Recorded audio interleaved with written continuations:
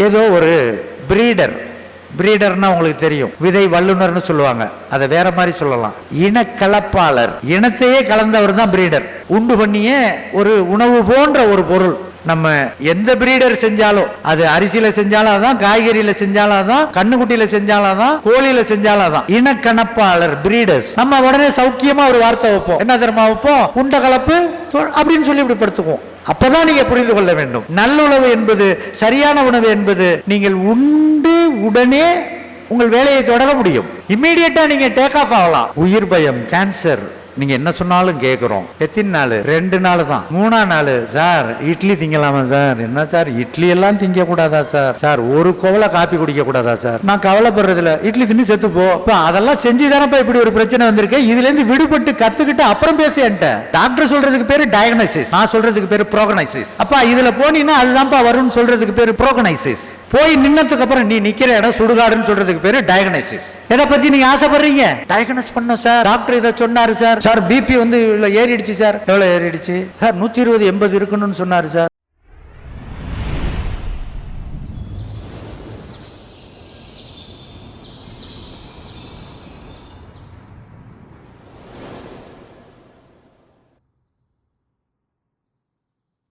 Native rice தான் sir, பாரம்பரிய அரிசி தான் சார்.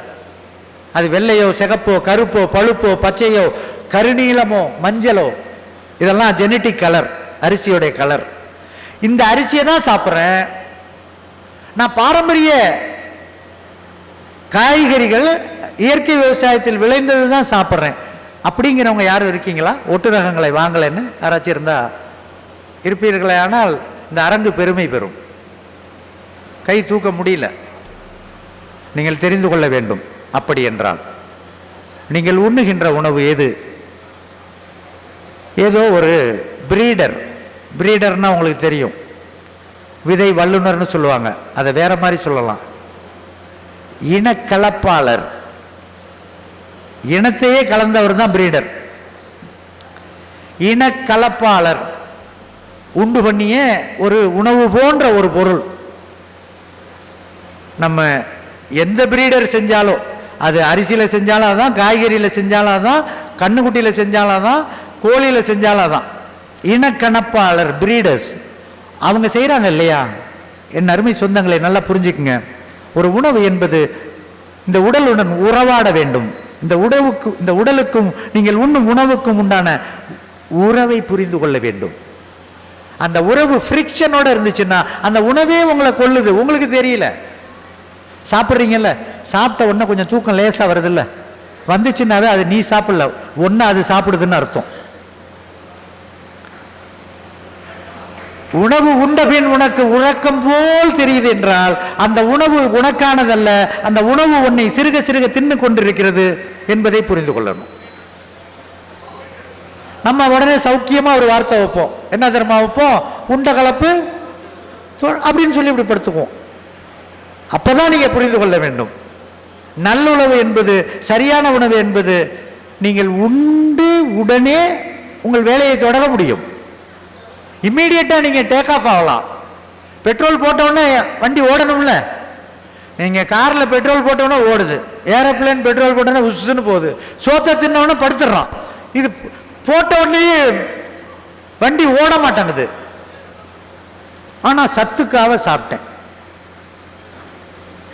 இந்த அறியாத நிலையை என்னவென்று சொல்வது? பெட்ரோல் போட்டுட்டு வண்டி ஓட மாட்டேங்குது, பெட்ரோல் இல்லாம இருந்தா வண்டி ஓடுது. அப்படின்னா அங்க என்ன அர்த்தம்?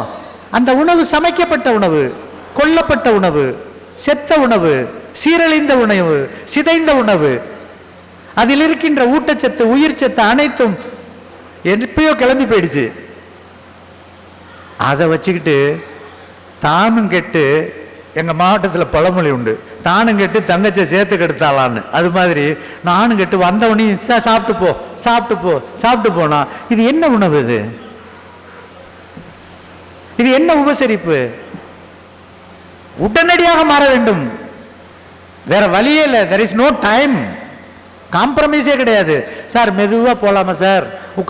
ஏதோ ஒரு கீத்து கொட்டாயில் உட்காந்துருக்கீங்க காட்டில், அந்த கொட்டாய் பிடிச்சி எரியுது, சார் மெதுவா போகலாம், நாளைக்கு போகலாமா சார்? நாளைக்கு போறதா? எரியிற கொட்டாயில இருந்தா பிடிக்கிட்டு ஓட வேணாமா? நிறைய பேருக்கு உயிர் பயம் இருக்கிறது. உயிர் பணத்திற்காக ஏதாச்சும் செய்யலான்னு ஒரு ஆசை வருது. எங்கள் கிளினிக்கில் நடக்கிற விஷயத்தை வச்சு சொல்கிற, உயிர் பயம், கேன்சர், நீங்கள் என்ன சொன்னாலும் கேட்குறோம். எத்தனை நாள்? 2 நாள் தான். 3ஆம் நாள், சார் இட்லி திங்கலாமா சார்? என்ன சார் இட்லி எல்லாம் திங்கக்கூடாதா சார்? சார் ஒரு கோவலை காப்பி குடிக்கக்கூடாதா சார்? நான் கவலைப்படுறதில்ல, இட்லி தின்னு செத்துப்போ. சார் என்ன சார் இட்லி தின்னா செத்து விடுவாங்களா சார்? காப்பி குடிச்சா செத்து விடுவாங்களா சார்? இப்போ அதெல்லாம் செஞ்சு தானப்பா இப்படி ஒரு பிரச்சனை வந்திருக்கு. இதுலேருந்து விடுபட்டு கற்றுக்கிட்டு அப்புறம் பேசேன்ட்ட. அப்போ என்ன தெரியுமா அர்த்தம்?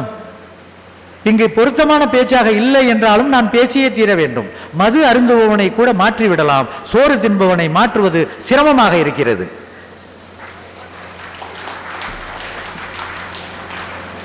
மது அருந்துறவனை ஏதாவது சொல்லி கிள்ளி மிரட்டிக்கிட்டு அது குடும்பத்துக்கு அது புள்ள குட்டினா கூட, என்ன சார், சரி சார் விட்டுறான் சார், விட்டுறான் சார், கஷ்டமாக இருக்குது சார், விட்டுறான். சோறு நீ சோறெல்லாம் விட முடியாது, அப்போ செத்துப்போ. கேட்குறப்ப கவலை வருதுல்ல, என்னையா இது செஞ்சா இது ஏன் சார் லேட்டாக டாக்டர் செய்ய போகிறாங்க, முன்னாடியே நம்ம சொல்கிறோம். டாக்டர் சொல்கிறதுக்கு பேர் டயக்னைசிஸ், நான் சொல்கிறதுக்கு பேர் ப்ரோகனைசிஸ். வரும் என்று சொல்வது அது இயற்கை மருத்துவர்களும் படையல் சிவா போன்றவர்களும் காய்கறி மருத்துவர் போன்ற இதெல்லாம் செஞ்சா இட்ஸ் அ ராங் வே. அப்பா இதில் போனீங்கன்னா அதுதான்ப்பா வரும்னு சொல்றதுக்கு பேர் ப்ரோகனைசிஸ். போய் நின்னதுக்கு அப்புறம் நீ நிற்கிற இடம் சுடுகாடுன்னு சொல்றதுக்கு பேர் டயக்னைசிஸ். எதை பற்றி நீங்கள் ஆசைப்படுறீங்க? டயக்னோஸ் பண்ணோம் சார், டாக்டர் இதை சொன்னார் சார், சார் பிபி வந்து இவ்வளோ ஏறிடுச்சு சார். எவ்வளோ ஏறிடுச்சு சார்? 120/80 இருக்கணும்னு சொன்னார் சார். வேறு என்னாச்சு? பார்டரை தாண்டிடுச்சு சார். என்ன பார்டர் துப்பாக்கியோட படுத்திருக்கானா? உயிரோட ஒரு இருக்கிற மனிதனுக்கு எதுவுமே ஏறும் இறங்கும், ஃப்ளக்சுவேஷன்ஸ் இருக்கும். சர்க்கரை என்பது 100 என்பது ஒரு ஆவரேஜ், பிரெயின் 100 தான் மெயின்டைன் பண்ணும். ஆனால் 30-35% ஏறும் இறங்கும். There is a fluctuations. இதை கண்ட்ரோல் பண்ணுறது உங்கள் மூளை. மருத்துவத்தை எளிமையாக புரிந்து கொள்ள வேண்டும், பயப்படக்கூடாது. எந்த நிலையிலையும் நீங்க ஒரு யூ-டர்ன் போடுறதுக்கு தயாராயிட்டீங்களா? கடுமையான நோயாக இருந்தாலும் அதிலிருந்து நீங்கள் விடுபட முடியும். இது சத்தியம். நீங்க எதுல வேணா போங்க.